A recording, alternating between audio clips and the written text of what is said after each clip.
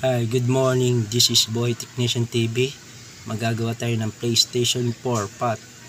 I-cleaning natin, guys. Pakita ko sa inyo kung paano magbukas at mag-cleaning ng PS4 pot. Ito yun, no, yung PS4 pot. I-cleaning natin kasi malamang yan sa sobrang tagal.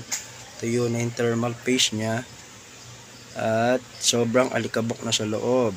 Kaya kailangan linisan para hindi siya mag-overheat. Diba? Lahat yan, lilinisin natin yung pan, yung board, yung DVD-ROM.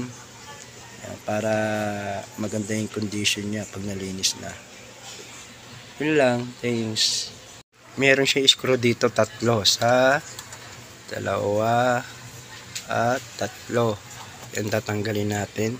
Pagtanggal natin yung screw, ito, aangat natin itong takip niya.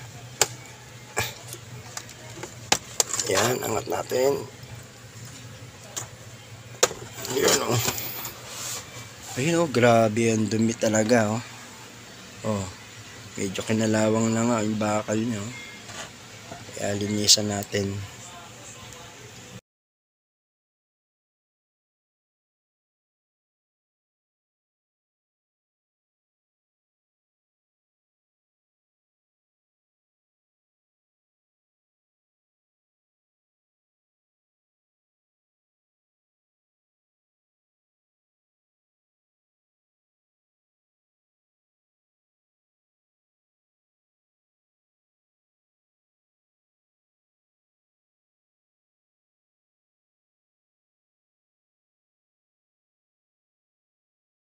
Yung board niya, oh, sobrang dumi.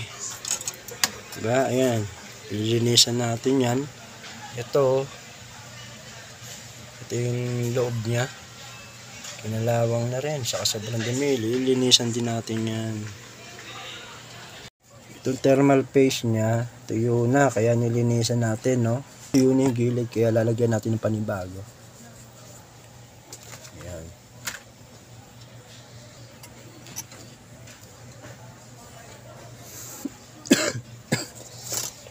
Yan, malinis na. Pwede na natin lagyan ng thermal paste. Ito.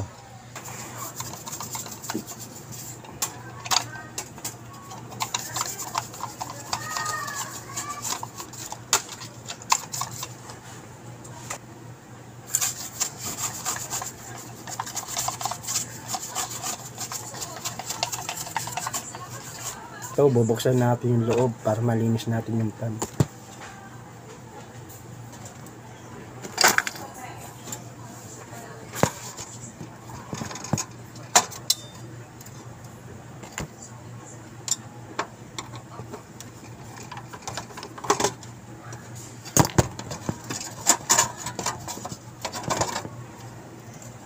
Ayan, oh. Yan yung sinasabi ko, oh. Diba? Bulak na yung alikabok niya. Sabi, diba? Yun. Siya.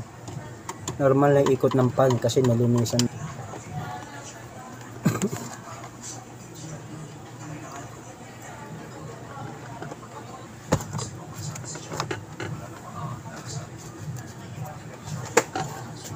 Okay na.